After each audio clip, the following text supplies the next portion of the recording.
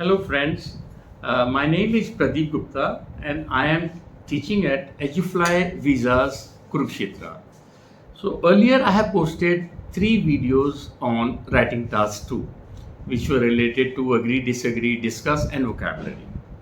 Today I am going to take up agree disagree essay, but I am going to मैं इस essay में बहुत ज़्यादा मैं emphasis 4 पैरामीटर्स पे करने जा रहा हूँ जिसके बेस पर हमारी मार्किंग होती है। तो मेरी आपसे ये रिक्वेस्ट है कि please watch this video from the beginning to the end, because if you apply these techniques, these tricks in your writing, you're sure to increase your bands by 1 to 1.5. So let us see what the topic is. Many people believe that countries should produce for the whole population and import as little food as possible. So people believe that countries should produce, okay, for the whole, now this is the whole population, and import as little food as possible. So now this says, to what extent do you agree or disagree? Now first I wish to discuss a few important things with you before attempting the task. The first is that this recently appeared in the IELTS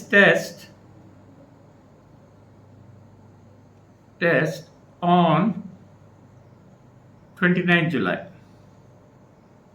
So this is very fresh topic, number one. Number two is there is a lot of sometimes confusion and a debate about difference in, you have like this essay, you have to what extent do you agree or disagree, and in some essays they say do you agree or disagree.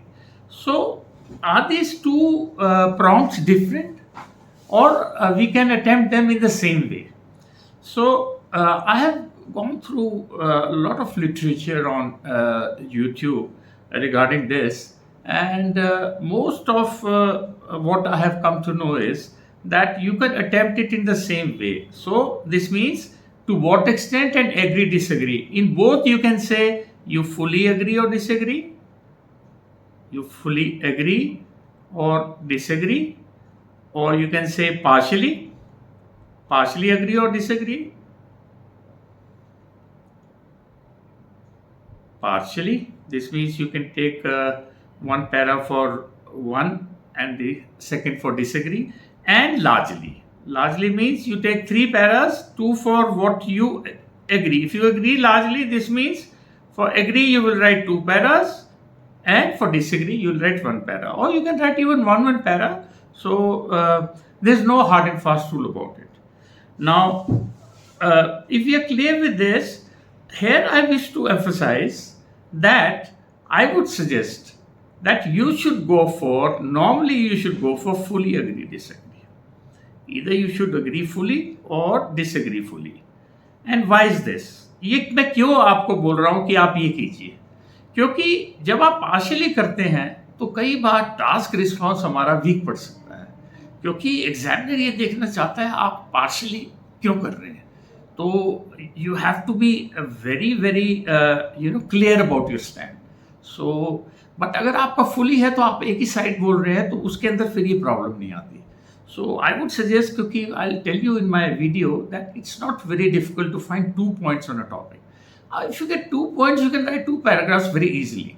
Okay, so my suggestion is that you should go for fully agree, because task response partially के अंदर आपको 6 मिल भी जाएंगे, but you can't go above that.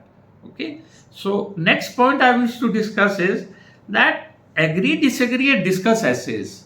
I go through each of these essays which appear every week, और मैंने देखा है कि roughly 70% chances that you will get either agree, disagree, or you will get discuss. So this means you should focus more on agree, disagree and discuss. In your practice you should focus more on these 2 essays. The remaining ones are advantages, disadvantages, cause, solution, okay, and you have positive or negative development. So that. Now, in my earlier videos, now you can check. I have posted 3 videos before this. One on agree disagree, second on discuss, and third on vocabulary and complex sentences. The third one I am emphasizing, मैं आपको बोल रहा हूँ कि आप उसको जरूर देखिएगा, क्योंकि मेरा अपना जो मेरा मानना है कि हमारे 2 किस्म के कैटेगरीज हैं स्टूडेंट्स की, जो मैंने अपने तजर्बे से, एक्सपीरियंस में देखे हैं।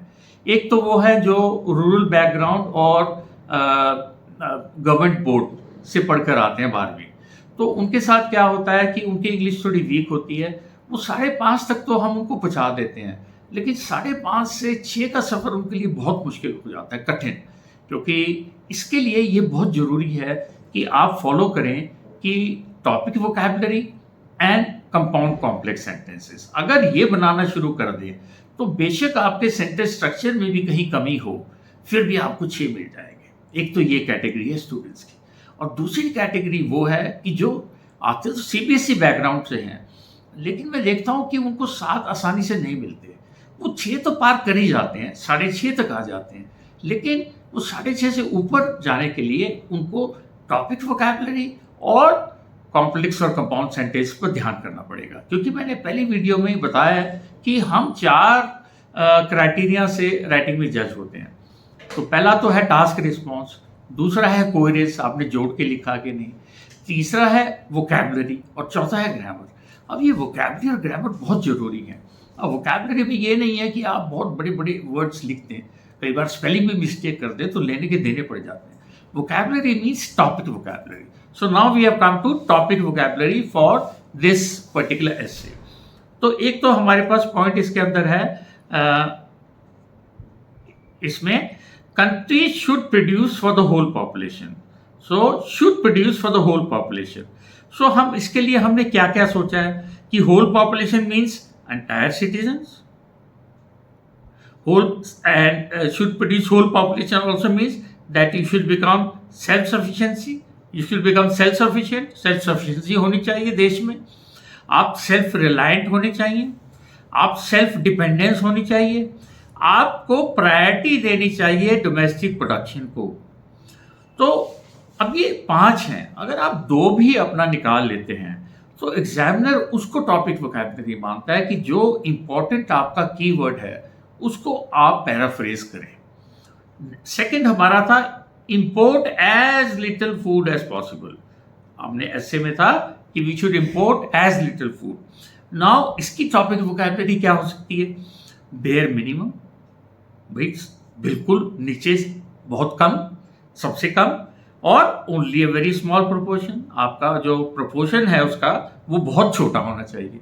तो आप इंपोर्ट एज लिटिल फूड के लिए अगर ये यूज करेंगे तो you will get marks for this. Okay, so this is what is topic vocabulary. अब मैं आपको एस्से से पहले मैं आपको बताना चाहता हूं कि इस एस्से में मैंने क्या क्या कॉम्प्लेक्स सेंटेंसेस मैंने किन कंजंक्शन से बनाए। ये मेरी 3rd वीडियो में है, that is IELTS writing task 2 vocabulary and complex sentences. उसमें कंजंक्शंस का यूज मैंने पूरी तरह से समझाया है। एक तो वाइल से बनता है, तो मैंने इस ऐसे में वाइल यूज किया है। एक बिकॉज से बनता है, एक सो दैट से बनता है कॉम्प्लेक्स सेंटेंस, एक विच से बनता है, एक ऑल्दो से बनता है, और एक एज वेल एज से बनता है। तो ये सब मैंने इसमें यूज किए हैं। सो यू शुड नो, जब मैं आप पॉइंट आउट करूंगा कि ये कॉम्प्लेक्स सेंटेंस मैंने ऐसे बनाया है। Now compound sentences. अब कंपाउंड सेंटेंसेस कैसे बनते हैं?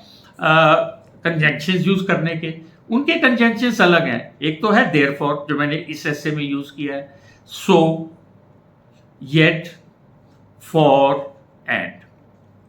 सो सिमिलरली पैसिव सेंटेंसेस, क्योंकि ग्रामर के अंदर स्टूडेंट्स वहां पे क्या कहते हैं ग्रामर में कि if you do not right a range of sentences then you will not get marks even if your grammar is correct। otherwise is MR और आपके subject verb agreement वो सब ठीक हों और आप complex और compound sentence नहीं बनाते, तो आपको grammar section में 4 से ज़्यादा नहीं मिलेगा। which I have explained in that video. So it is very important that you have to put in these sentences. Okay, now passive sentences, उनके structures क्या क्या है यहाँ पे. It is being believed. अब इसके बाद तो नॉर्मली हमने ग्रामर में पढ़ा है कि इसके बाद ing आता है is MR के बाद, लेकिन अगर इसके बाद आप ed लिखते हैं, थर्ड फॉर्म लिखते हैं, तो वो बन जाता है पैसिव सेंटेंस. इसी तरह विल बी प्रेजेंटेड. अब विल इज अ मॉडल. अब विल के बाद आपका फर्स्ट फॉर्म आता है, लेकिन विल के बाद आप ed लिख देते हैं, तो that becomes a passive sentence. Similarly was were के बाद इज MR की तरह ing आता है स्ट्रक्चर, लेकिन अगर वो ed आ रहा है तो this becomes a passive sentence. So ये सब मैंने इसमें लिखे हैं अपने एसे में, तो आप इन पे ध्यान करना कि कैसे लिखते हैं. वैसे आपको वो वीडियो देखनी चाहिए. उसके बाद एक टॉपिक वोकैबुलरी के अलावा दूसरी वोकैबुलरी होती है जो हम लिखते हैं. तो इसमें हमने क्या क्या लिखा है, which I will explain to you also. Unforeseen circumstances. अब what is unforeseen circumstances? Unforeseen means जो कि आपने अनुमान नहीं लगाया, जिनका अनफोर्सीन है. तो जैसे कोविड था, तो हमें कोई अंदाज़ा नहीं था कि इस तरह की बीमारी आएगी पूरे वर्ल्ड में, तो इसको कहते हैं अनफोर्सीन. ये अपनी वोकैबुलरी में आप ऐड कर सकते हैं, कई जगह यूज हो सकता है अनफोर्सीन सर्कमस्टांसेस. एक ये है, ये स्पेसिफिक है नेचुरल कैलामिटीज. अब नेचुरल कैलामिटीज क्या है? जो कि आपकी प्राकृतिक जो विपदा होती है, कैलामिटीज, जैसे आपका ड्रॉट हो गया, सूखा पड़ गया, या बहुत ज़्यादा बारिश पड़ गई, तो इनको नेचुरल कैलामिटीज कहते हैं. Sustainable farming, this is very good word. All these I have used in my essay. Sustainable means कि जो आगे तक चले. सस्टेनेबल मीन्स कि जो आगे आपके जो फ्यूचर जनरेशन्स हैं वो भी उसको भोग सके, उनको भी वह मिले. तो जैसे हमारे जो ये फॉसिल फ्यूल्स हैं लाइक कोल एंड ऑयल, ये सब सस्टेनेबल नहीं है, क्योंकि ये कभी ना कभी ख़त्म हो जाएंगे. But sustainable is like solar energy, तो वो तो हमें मिलती रहेगी. अब सफिशिएंट रिजर्व्स, अब इसमें है कि पर्याप्त आपके पास पदार्थ हो, रिजर्व्स हो, सफिशिएंट रिजर्व्स.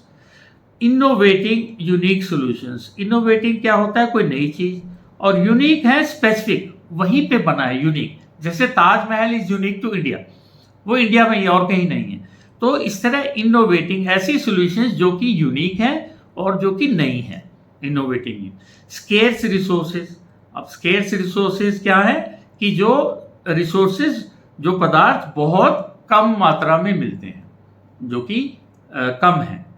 अब आप ये देख भी रहे हो कि नॉर्मली इन सब के अंदर दो वर्ड्स, ये दीज आर सॉर्ट ऑफ कॉलोकेशंस. कॉलोकेशंस हैं कि जब दो वर्ड्स इकट्ठे इंग्लिश में प्रयोग किए जाते हैं. इनकी बहुत महिमा है राइटिंग में, तो ये आप ध्यान करना. एक है इमेंसली रिड्यूसेस. अब immensely is an adverb. Immensely means बहुत ज़्यादा, वो कम कर देती है, रिड्यूस कर देती है. Unexpected developments, it is like unforeseen circumstances. जैसे हमने ये किया था, ये इसी तरह है अनएक्सपेक्टेड, जो कि अनुमान नहीं लगा था उनका, और डेवलपमेंट जो कि हमारे कुछ चीज होती, डेवलपमेंट्स होती हैं. Okay, like to reiterate that, ये मैं normally I use it in my conclusion, कि मैं ये इस चीज़ को दोबारा से रिपीट करना चाहता हूँ strongly. I like to reiterate that. Then you have adverse repercussions. मैंने पिछले अपने टॉपिक में रेपरकशंस की बात की थी वोकैबुलरी की, तो यहाँ हमने लिखा है adverse. Adverse means negative. Negative repercussion means नतीजे. एक है, इसमें मैंने लिखा है कंपैरेटिव एडवांटेज, कि इसके अंदर जो एडवांटेज है, फायदा है, वो कंपैरिजंस के साथ है. तो कि भी किसका ज़्यादा है, किसका कम है, कंपैरिजन किया है फायदों का. So let's move further. Now linkers. Now linkers again आप चार बेसिस पे जज करते हैं. So one is task response, that we will discuss just now. Secondly is coherence. Coherence में आपका लिंकर्स का काम होता है कि क्या आपने पैराग्राफ के अंदर जो सेंटेंसेस हैं, क्या आपने वो जोड़ जोड़ के लिखे हैं, या आपने पैराग्राफ से दूसरे पैराग्राफ पे जाने के लिए आपने क्या एक अच्छा लिंकर यूज़ किया है जिससे कि एग्जामिनर को पता लगे. तो ये कोहेरेंस कहती है. और थर्ड है वोकैबुलरी, और फोर्थ है ग्रामर. तो मैंने वोकैबुलरी और ग्रामर के बारे में आपको बताया है। टास्क रिस्पॉन्स अभी हम करेंगे, लेकिन जो कोहेरेंस है, लिंकर्स, ये बहुत इंपॉर्टेंट है। तो एग्जामिनर्स आज ये नहीं चाहते। अब देखिए पहले क्या लिखा है। पैराग्राफ बिगिनिंग के लिए मैंने इस ऐसे में लिखा है it is being believed, it is being believed.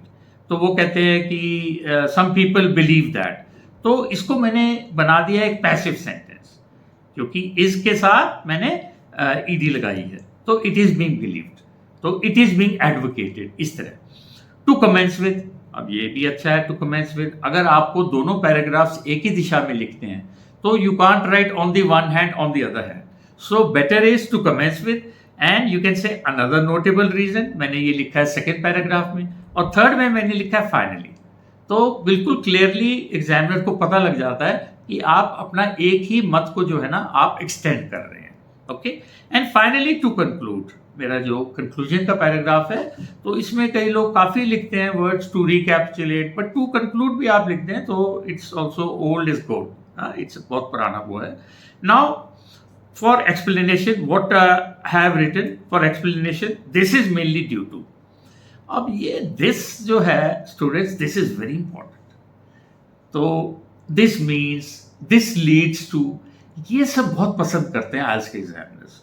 Instead of writing furthermore, moreover, on top of that, in addition to, तो ये मैंने जो देखा है कि इनका जो है इतनी इंपॉर्टेंस नहीं देते जितना कि आपको ये जो लिंकर्स मैंने आपको बताया, this is mainly due to.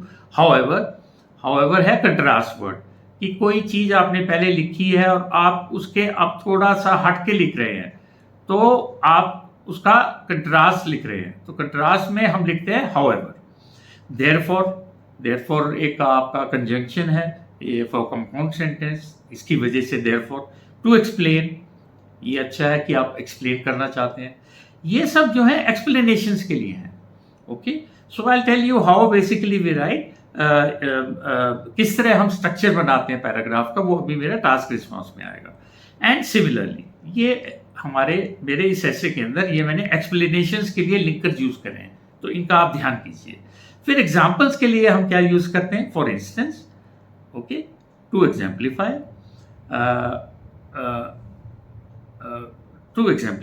And for instance and for example. I think for example also you can write, but two are sufficient, so मैंने ये यूज किए हैं। अब let's go to task response. Okay, now task response हमने para one thesis statement हमने क्या बनाई है कि मैं तो फुली एग्री करता हूं, मैं एग्री करता हूं कि देश को अपने जो फूड प्रोडक्शन है उसमें उसको इंडिपेंडेंट हो जाना चाहिए और अपनी जो इंपोर्ट है वो कम से कम करनी चाहिए। मैं इस मत से एग्री करता हूं, तो इसे fully agree. Now para one में हमने क्या लिखा, मेन पॉइंट। अब मैंने इस तरह आपको पैरा बनाने होते हैं, इस तरह बनाएंगे तो आपका पैरा बनाना मुश्किल नहीं होता। आप एक मेन पॉइंट ले लीजिए, इसमें मैंने लिखा है self sufficiency in food production. तो ये प्राइमरी एम होता है सरकारों का, देशों का, कि वो अपने फूड प्रोडक्शन में वो आत्मनिर्भरता, सेल्फ सफिशिएंसी पालें। तो ये मेरा मेन पॉइंट हो गया। उसको मैंने एक्सप्लेन करने के लिए बोला है पहला वन कि अनफोर्सीन सर्कमस्टांसेस हो जाते हैं कभी कभी, तो उसकी वजह से आपको बहुत परेशानी झेलनी पड़ सकती है अगर आप खुद की प्रोडक्शन देश में ना करें।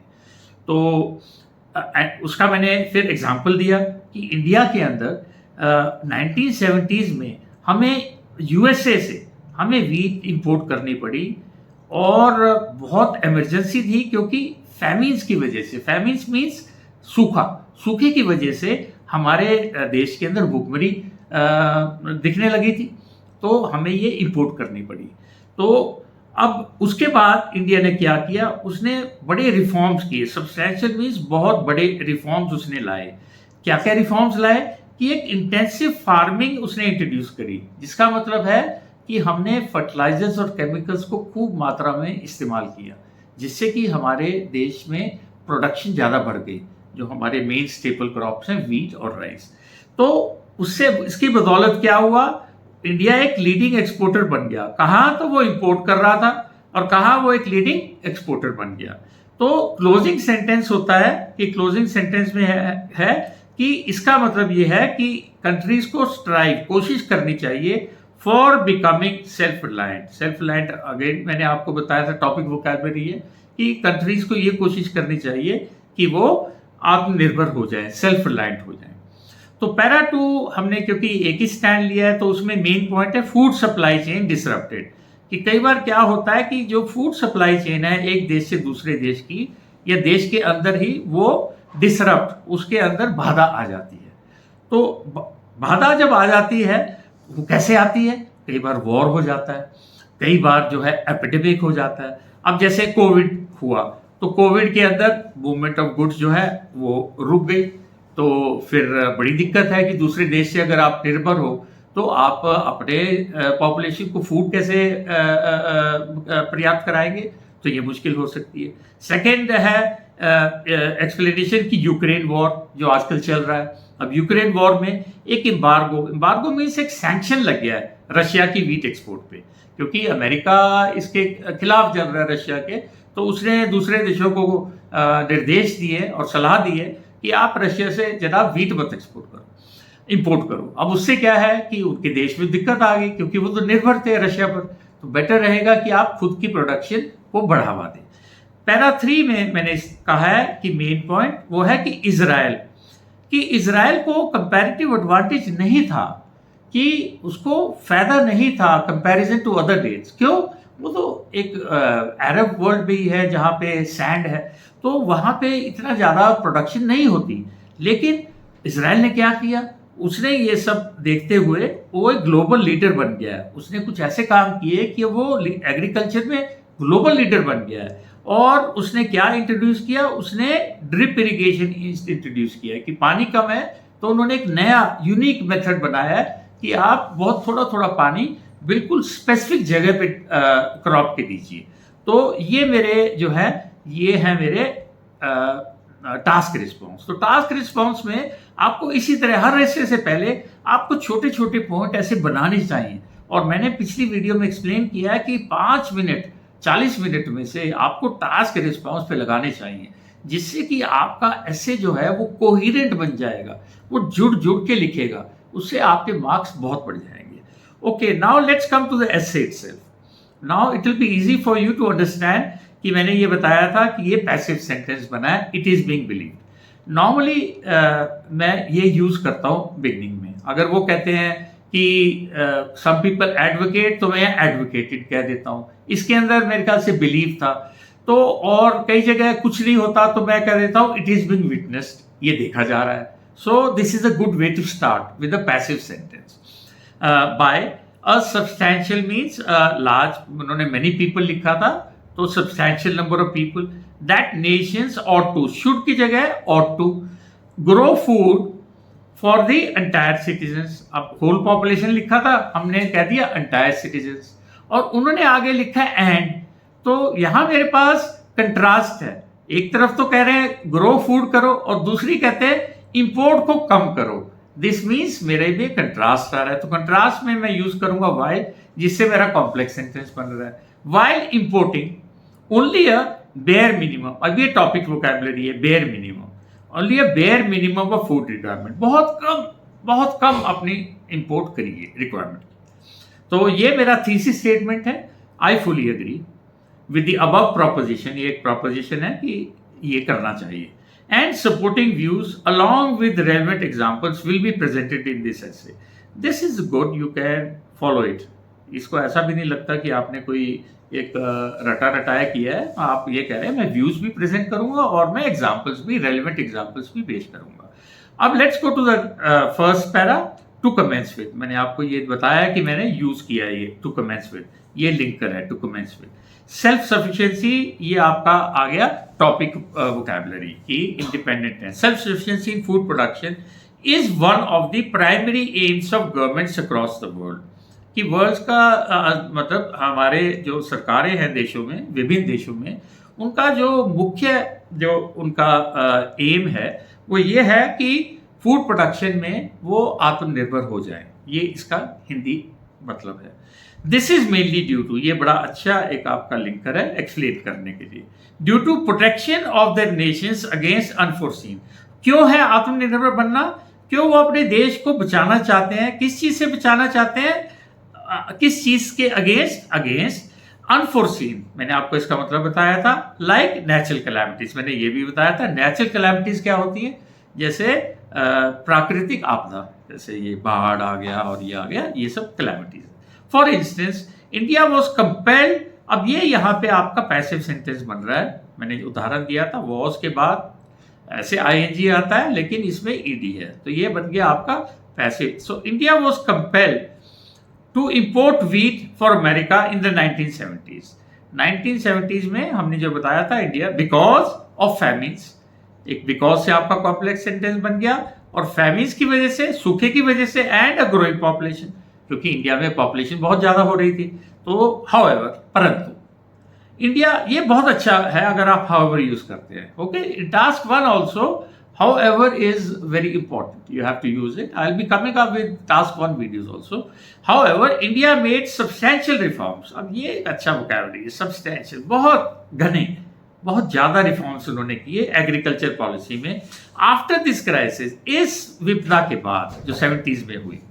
बाय इंट्रोड्यूसिंग, अब मैं बताऊं ग्रामर में बाय के बाद हमेशा आईएनजी आता है, फॉर के बाद हमेशा आईएनजी आता है, और वाइल के बाद हमेशा आईएनजी आता है। I might come up with one video in which I will explain what my students normally they make mistakes in grammar. So remember, for, while and by के बाद आईएनजी आता है। बाय इंट्रोड्यूसिंग इंटेंसिव फार्मिंग, उन्होंने intensive farming introduce की, जो मैंने आपको बताया, जिसमें फर्टिलाइजर्स और केमिकल्स का खूब इस्तेमाल होता है। सो दैट, अब ये सो दैट मैं मार्क करना भूल गया, सो दैट कॉम्प्लेक्स सेंटेंस बना रहा है, कॉम्प्लेक्स, सो दैट, ताकि इट कुड बिकम, वो बन जाती, could become sustainable in crop production. अब sustainable is a very nice word. Sustainable means, जो मैंने समझाया था आपको, कि अपने आगे अपने जो जनरेशन, नई जनरेशन है, उनको भी ये लाभ मिल सके, sustainable.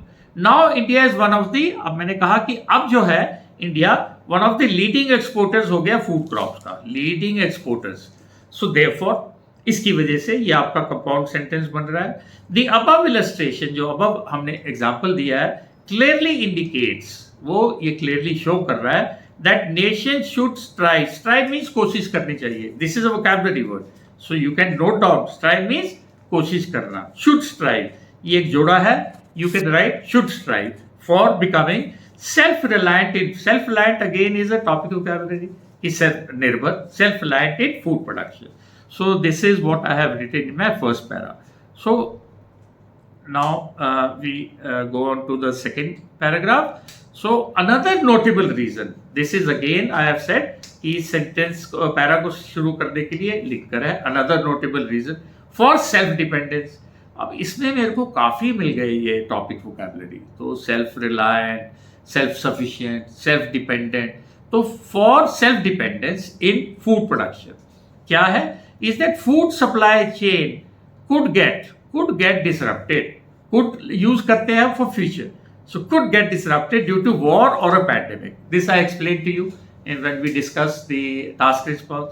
To explain, this is a nice linker to explain, movement of all goods had come to a standstill during COVID, and so से आपका compound sentence बन रहा है, and so it was of utmost importance, ये बड़ा अच्छा है, utmost importance भी बहुत जरूरी, utmost importance, it was utmost importance that, इसके लिए हम यहाँ पे indispensable भी कर सकते हैं, जो मैंने लास्ट वीडियो में दिया है।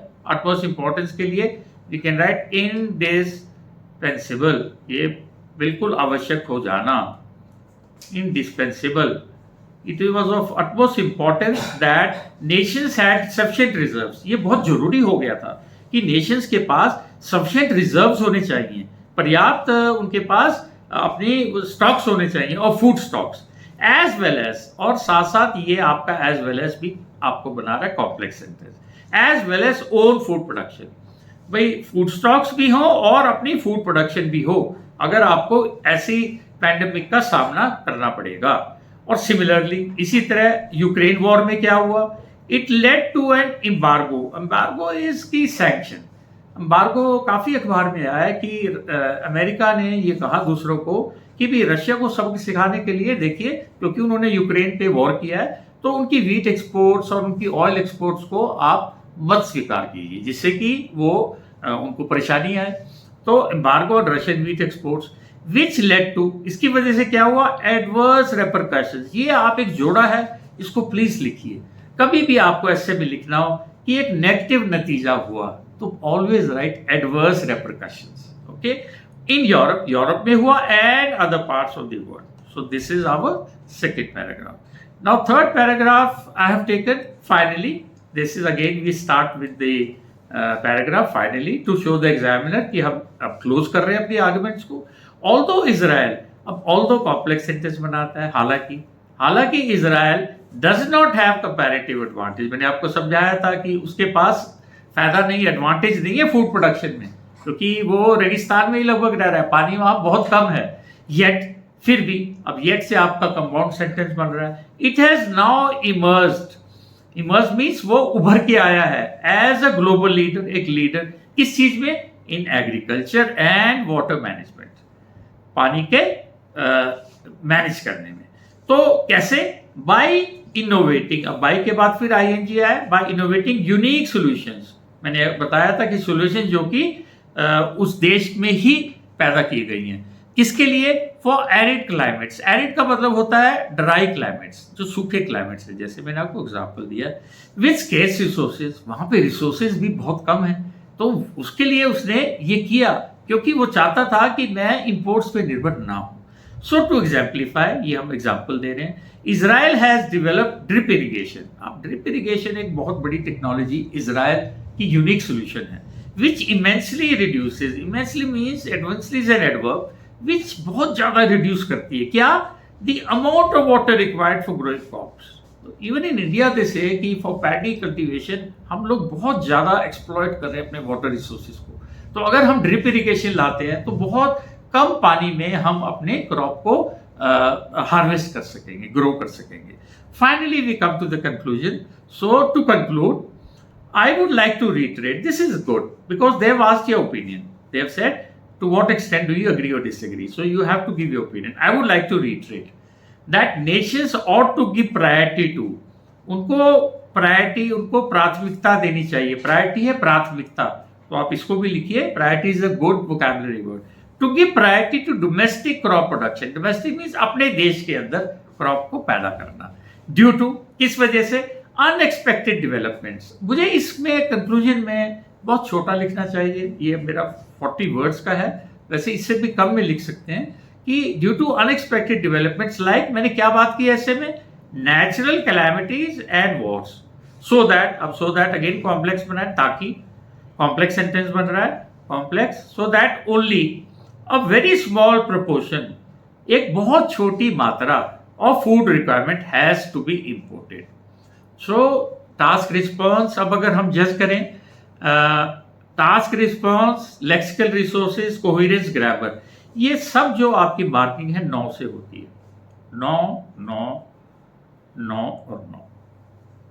तो ये आपका देते हैं 9 के अंदर से। अब जैसे इस ऐसे में हमने टास्क रिस्पॉन्स तो बहुत बढ़िया लिखा है, हमने सारा एक्सप्लेन किया है, तो आपको I feel it's 8+ in any day.